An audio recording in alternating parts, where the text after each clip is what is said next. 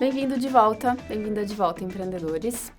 Vamos lá, nossa próxima aula, agora a gente vai trabalhar um pouco de conteúdo e depois eu conto para vocês qual é o link com o teste. Tá? A gente vai falar de um tema muito bacana e é um assunto que fez muita diferença na minha jornada. É o ciclo adaptativo. É uma teoria que eu vou explicar para vocês, que pode ajudar a identificar algumas armadilhas nas quais os empreendedores sociais e ambientais normalmente caímos, tá? Eu vou começar mostrando para vocês uma primeira imagem, que é o chamado ciclo de vida. Então, o ciclo de vida, que todos já devem em algum momento ter visto, ele se aplica tanto às pessoas, aos seres vivos, como às organizações. Então, agora vamos falar mais de organizações, ok? A gente começa com o nascimento, crescimento, desenvolvimento, maturidade, tem um declínio e, no fim, a morte. Então, quando a gente olha para organizações, empresas, instituições do setor social, não importa, existe sempre essa curva, essa tendência. A gente nasce uma iniciativa, nasce uma solução, ela cresce, ela se desenvolve, ela atinge uma maturidade e o que acontece aqui? Se ela não se reinventa, ela pode vir a se tornar obsoleta, desnecessária ou mesmo padecer por falta de recurso, de articulações, de parceiros. Acho que muitos conhecem essa história. Talvez já tenha acontecido até com você. Então, esse é o primeira imagem importante para a gente explicar o ciclo adaptativo, é relembrar o ciclo de vida das organizações. Então, ele tem esse desenho. E, como eu comentei, se a gente chega no ponto de maturidade e essa organização não cria algo novo, não se reinventa, não faz as reflexões necessárias para dar o próximo passo, ela pode entrar num processo de declínio. E é uma teoria que ajuda a identificar algumas armadilhas nas quais nós, empreendedores sociais, às vezes caímos. O ciclo adaptativo, ele é composto por 2 desenhos. Então, eu vou montar ele aqui para a gente poder entender ele melhor. Na imagem também vocês vão ver o seguinte desenho. Tem uma primeira parte do ciclo adaptativo que é chamada do loop frontal, que é a parte da frente, que ele é muito similar à curva do ciclo de vida. Então, ele começa com esse início, tem um crescimento e atinge uma maturidade. Na teoria do ciclo adaptativo, eles usam alguns nomes diferentes. Então, a fase do início, ela é chamada de exploração. Tem o crescimento e a maturidade é chamada de conservação. E eu já vou explicar de onde que isso vem. Mas é importante que esse loop frontal, ele é muito similar a essa curva do nosso ciclo de vida, que começa, cresce e se torna maduro e entra na fase de conservação. Em seguida, a gente tem o looping de trás, que é chamado de back loop, né? O loop que passa por trás dessa curva inicial. E ele tem outras 2 fases, a fase do desapego e a fase da reorganização. Então, quando a gente junta esses 2, a gente vai ter um desenho como se fosse o símbolo do infinito.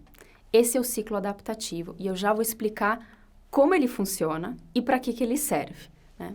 Mas antes, contar para vocês um pouco de onde que ele surgiu, né? O ciclo adaptativo é de um autor chamado Holling, que trouxe essa teoria do ciclo adaptativo para ajudar as organizações a serem mais resilientes, a suportarem as crises, os problemas que todos nós enfrentamos e criar um processo de renovação, de reinvenção.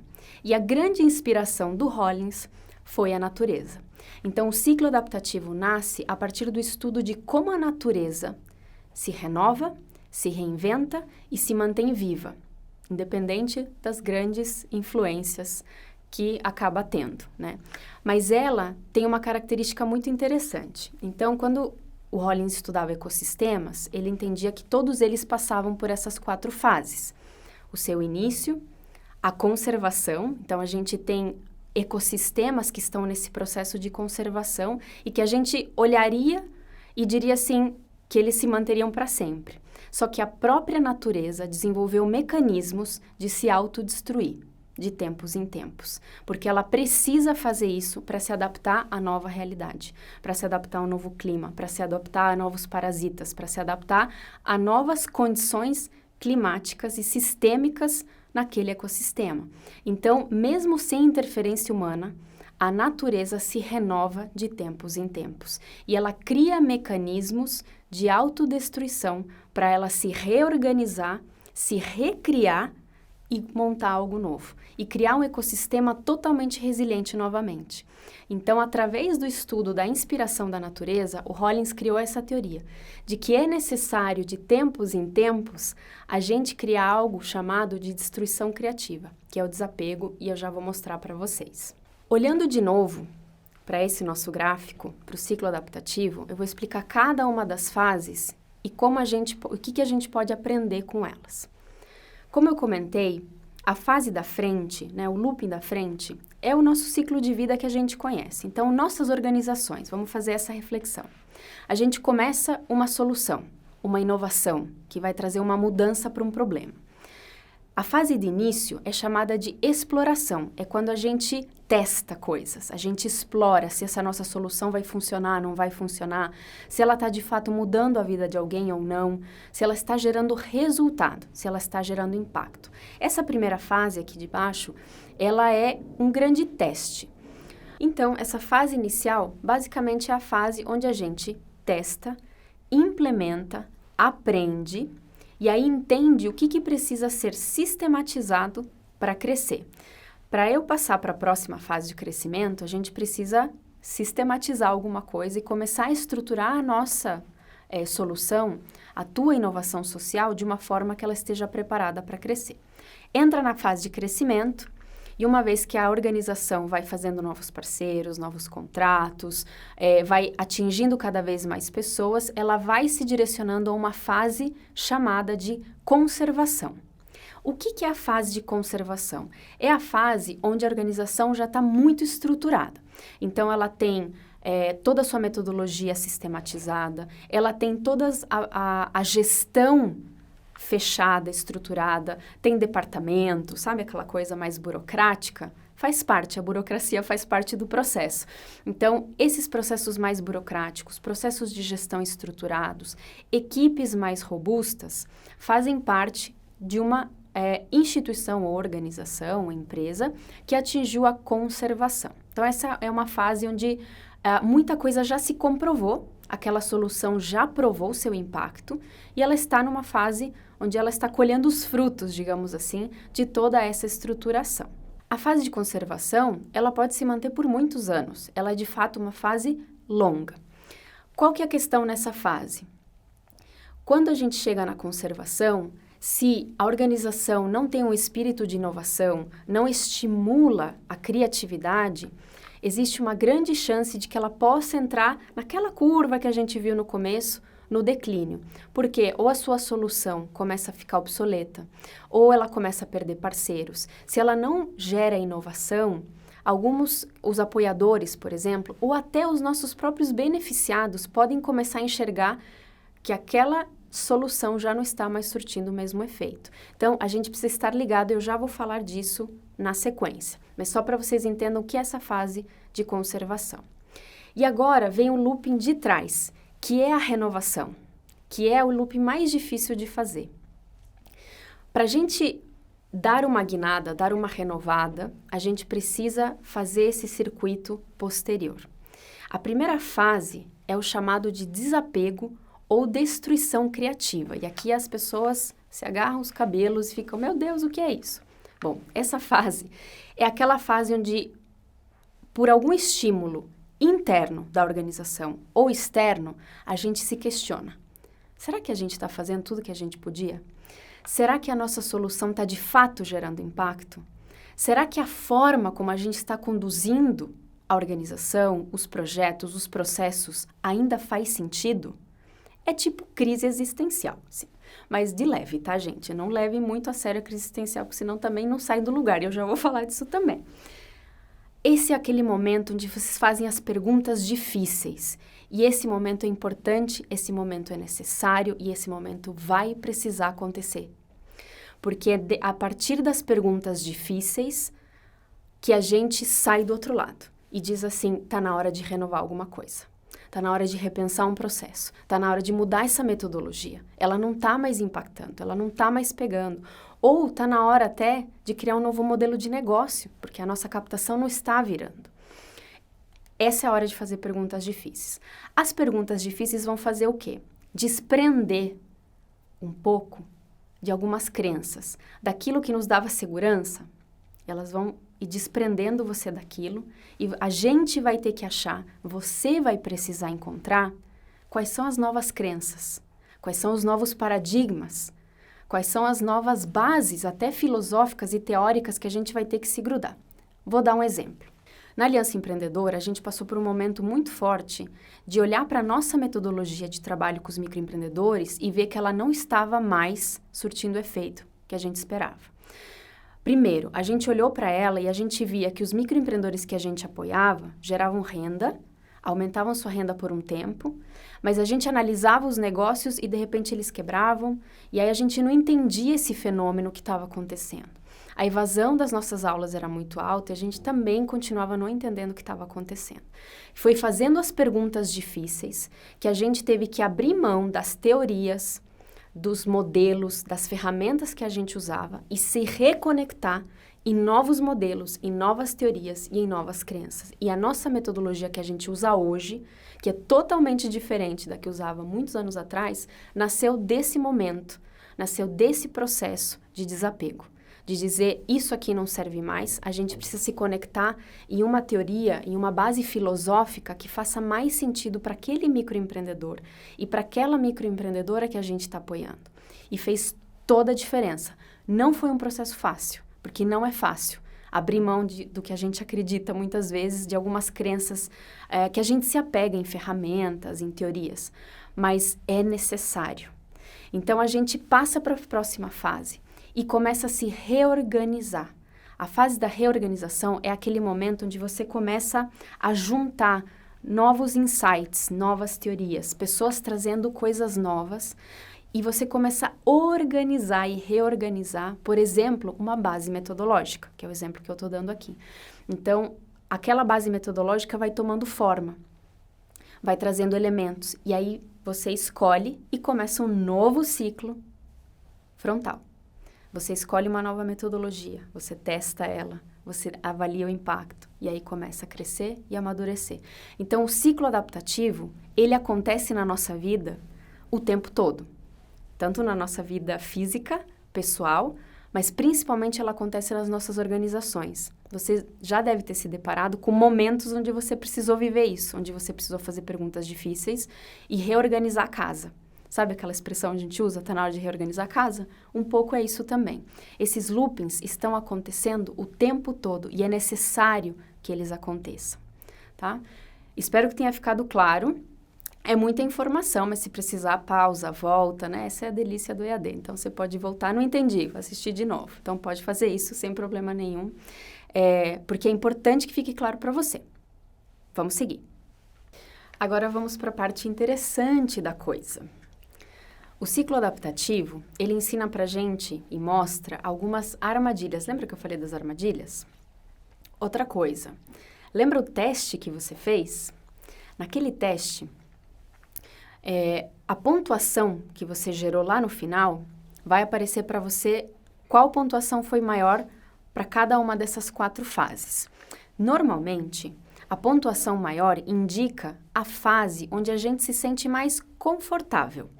Tá? Então, se o teu teste deu uma pontuação maior ali, vamos dizer, na fase da exploração, que é a primeira fase do início, isso normalmente indica que essa fase é uma fase onde você se sente melhor, é a fase que te dá mais motivação.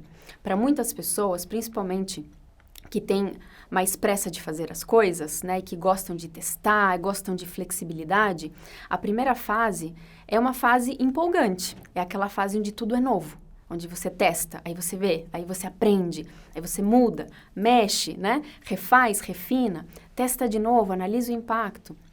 Então, é uma fase que muita gente gosta, só que qual que é o problema? A gente pode acabar ficando nela. Então, aí nós vamos falar das armadilhas, tá? Então, primeiro, volte lá no teste, só identifique onde ficaram as tuas maiores pontuações e agora você vai entender algumas coisas aqui e eu já vou falar.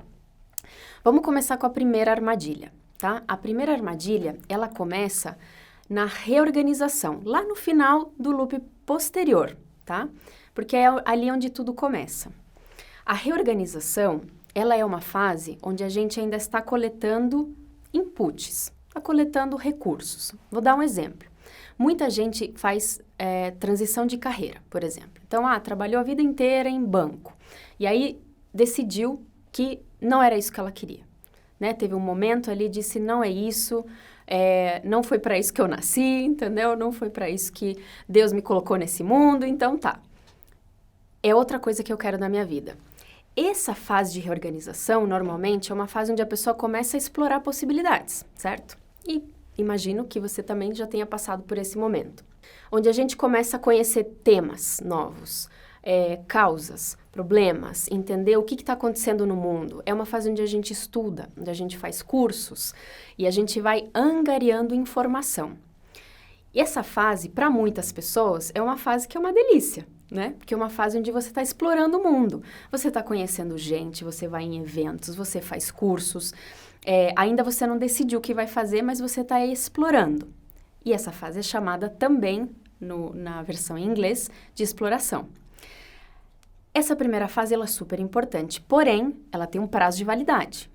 Porque se você não escolhe o que você vai fazer, você cai na nossa primeira armadilha, que é chamada, no ciclo adaptativo, de armadilha da pobreza. Por que ela é chamada armadilha da pobreza?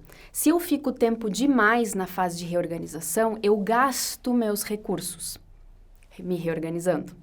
E eu gasto meu tempo, posso acabar esgotando os meus recursos sem eu ter escolhido o que eu vou fazer. E talvez você, ou você conheça alguém, que às vezes acabou ficando preso nessa armadilha. Eu já conheci empreendedores que ficaram muito tempo na fase de explorar as possibilidades e tiveram muita dificuldade de escolher. Então, é isso que eu vou fazer. É esse o problema que eu encontrei, mas é essa solução que eu vou começar, vou testar, vou implementar. Não conseguiu passar para a fase seguinte, que é a fase de exploração, que é de botar em prática, a fase de início. Então, entre a reorganização e a exploração, que é o início, tem essa armadilha. Se você ficar tempo demais na reorganização, você esgota seus recursos e vai chegar um momento que ou o dinheiro vai acabar, ou a paciência vai acabar, ou a tua família vai enlouquecer, alguma coisa vai acontecer que vai desgastar esse processo. É necessário escolher. E aí entra, por isso que é tão importante o autoconhecimento, gente. Porque às vezes a gente está preso na armadilha e a gente não sabe. E às vezes a gente olha para a gente mesmo e não consegue entender porque não consegue dar o primeiro passo. Às vezes é só algo que está dentro da gente. É uma dificuldade de escolher. Por quê? Porque a gente tem dificuldade de dizer não também.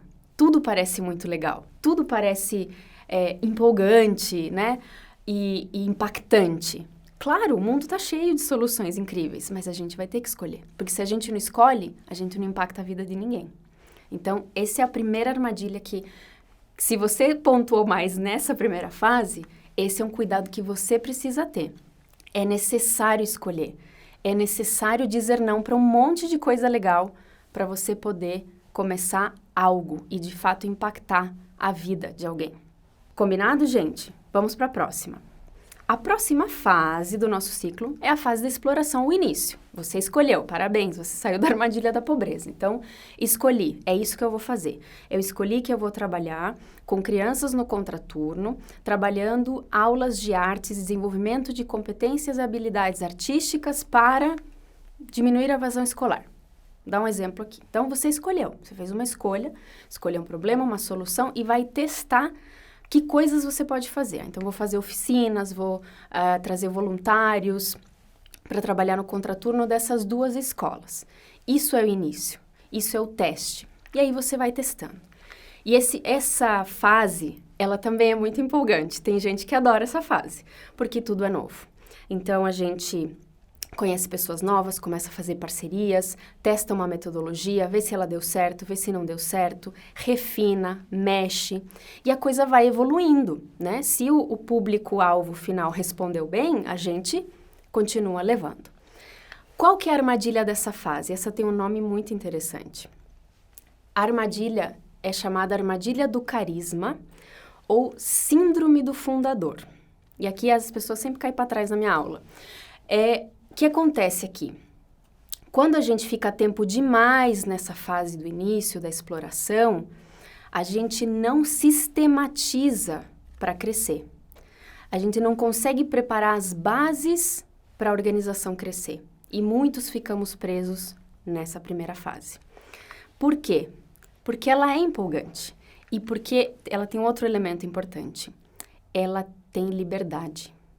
É uma fase onde você está livre de amarras, livre de roteiros, livre de sistematização, livre de muitos contratos, né? Normalmente a equipe é enxuta, é tudo flexível, toda hora a gente está criando algo novo. E isso é bom, isso não é ruim, essa fase é super importante. Só que ela também precisa estruturar bases para crescer, senão a organização nunca vai crescer. Ela vai estar sempre pensando coisas novas, mas está sempre ali pequenininha, não consegue estruturar. O que precisa para estruturar? Infelizmente, ou felizmente, para os que gostam, precisa de gestão, precisa de burocracia, precisa de processos, precisa de organograma, né? Precisa de gente trabalhando na gestão, financeiro, departamento financeiro. Tem gente que olha para aquilo e fala, não. Pois é. Só que a organização não cresce se não tiver essas coisas também. A inovação é importante, ela tem que estar com você para sempre.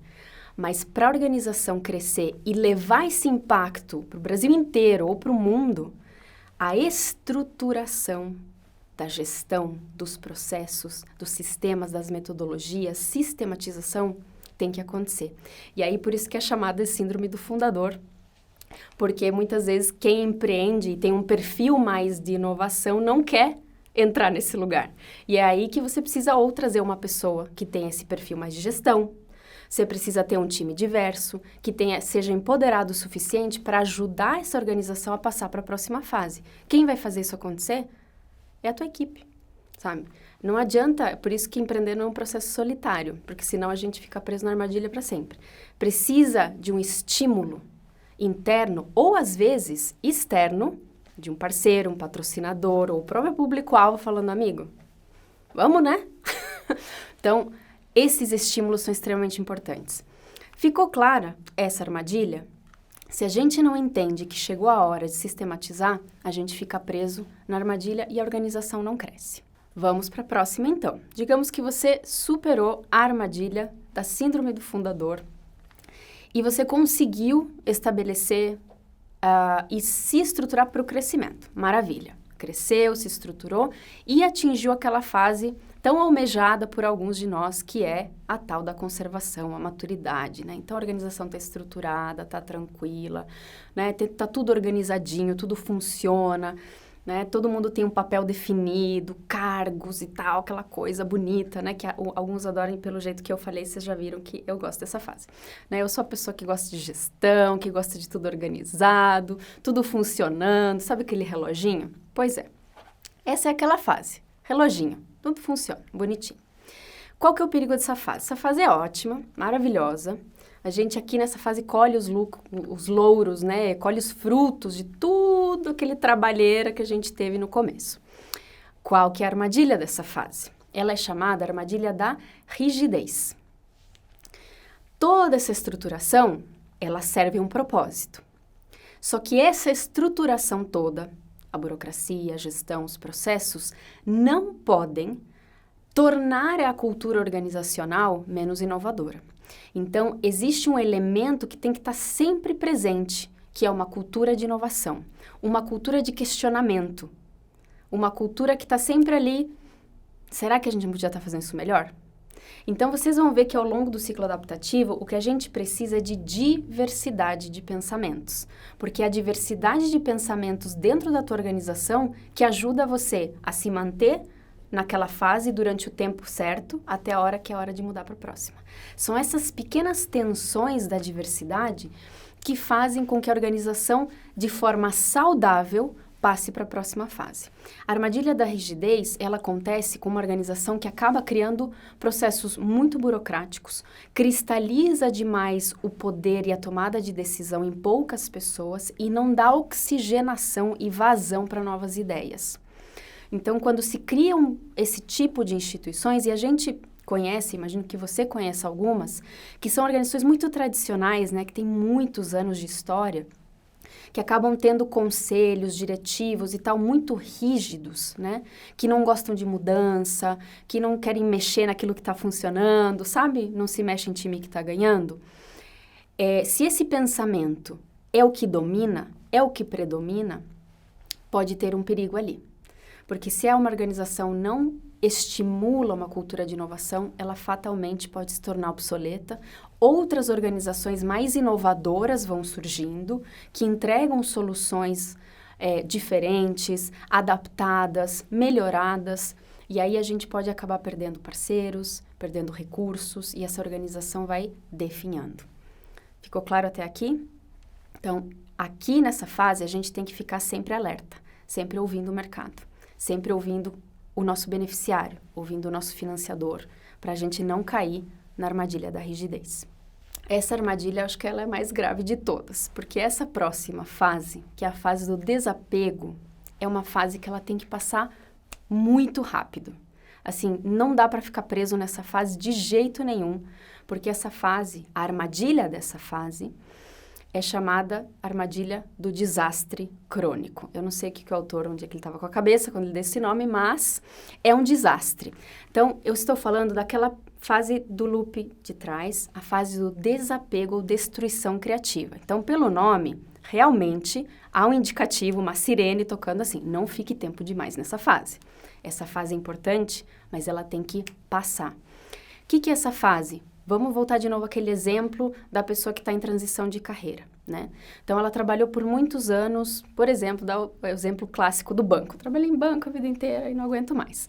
A pessoa sai daquele mundo que é confortável, que dava segurança para ela, e toma uma decisão de que ela quer fazer outra coisa. Só que esse intervalo entre você sair, desapegar daquilo que te dava segurança e achar algo que te traga satisfação, felicidade, tem uma fase ali. E essa fase não é fácil. Ela é difícil. Você abre mão de muitas coisas, né? Então, seja na transição de carreira, seja na organização, abrir mão de alguma coisa que trazia muita segurança. Às vezes, tem instituições que têm uma dependência muito grande de recursos, por exemplo, de um tipo de financiador, enfim. E em algum momento, seja por pressão interna ou externa, essa organização é forçada, assim, não é nem... ela é forçada a se reinventar. Então, esse processo, ele não é fácil. A gente precisa ter essa consciência de que ele não é fácil, ele é difícil mesmo. Pode ser que você esteja vivendo essa fase agora, tá? E o importante é você se agarrar de alguma coisa para sair dela. A fase do desapego é exatamente a fase onde eu deixo para lá aquilo que me dava conforto, e aquilo que me dava conforto está rodeado de uma série de premissas, de crenças, enfim, eu viro para o outro lado e digo assim, não, agora é isso que eu vou fazer. Agora, e por onde que eu começo, né? No que eu vou acreditar agora? Qual é o meu novo paradigma, né? No que eu vou pensar? Então, para algumas pessoas é muito rápido, outras vão passar mais algum tempinho nela. O que é importante? Que você passe por ela, que você encontre algo muito rapidamente que te diga assim, beleza, é por aqui que eu vou. Então, eu vou começar a ir nesses eventos, eu vou começar a fazer esses cursos, E aí, quando você decide fazer um curso, ir num evento, se conectar com pessoas, marcar cafés, muita gente faz isso. Vou marcar café com fulano, com beltrano, né? Aquilo te alimenta de volta e você passa a entrar na fase de reorganização, onde você começa a explorar possibilidades, onde o mundo é lindo de novo, né? Onde você vê esperança, a luz no fim do túnel. Mas essa fase de desapego, ela vai acontecer. Não pode ficar tempo demais nela, por quê? Se ficar tempo demais nela, você entra em crise, tá? Aqui onde a gente tem os quadros de depressão, aqui onde as pessoas, de repente, perdem o sentido. Fala assim, meu Deus, né? E uma organização pode cair nisso também. Se você não agarra rapidamente em algo que faça sentido de novo, a organização pode cair numa reflexão muito ruim, de dizer, nossa, a gente não faz mais sentido, o que a gente faz não tem propósito, o que a gente faz não muda a vida de ninguém. Então, cuidado, não é para cair numa crise existencial organizacional. É realmente para dizer, isso deu certo até aqui, não dá certo mais agora, mas tem outras coisas que nossa inteligência, os nossos recursos são capazes de endereçar. Beleza? Para fechar, então, vou relembrar quais são as armadilhas, vai estar na sua tela também. Qual que é o exercício importante antes da gente fechar a aula? Faça essa reflexão com você mesmo. Será que você está preso em alguma dessas armadilhas nesse momento? Seja você como pessoa numa transição de carreira, no início de uma solução, ou a tua organização, será que ela pode estar experimentando uma armadilha neste momento? Essa autorreflexão é extremamente importante, tá? Então, pare um pouquinho para pensar. Eu espero que vocês já tenham, né? Você já tenha feito essa reflexão durante o conteúdo, mas eu vou te dar esse tempinho para que você faça essas perguntinhas. Será que eu estou preso em alguma fase? Será que a minha organização está vivenciando alguma dessas armadilhas? E o segundo ponto muito importante é relembrar que a diversidade de pensamento é o que vai fazer a tua organização passar para a próxima fase. Por isso que a jornada empreendedora não deve ser solitária. A gente precisa dos outros, a gente precisa de gente apoiando, da nossa equipe, criando essas tensões, esses questionamentos, porque é nessa diversidade de características, de personalidades, de formas de ver o mundo, que a gente consegue, de fato, sair das armadilhas. E com isso, a gente encerra o nosso módulo Conhecendo o Seu Perfil Empreendedor, este módulo de autoconhecimento, que eu realmente espero que tenha sido uma jornada muito rica para você e que te preparou para o que vem a seguir, porque agora a gente vai colocar a mão na massa. Então, eu te espero no próximo módulo.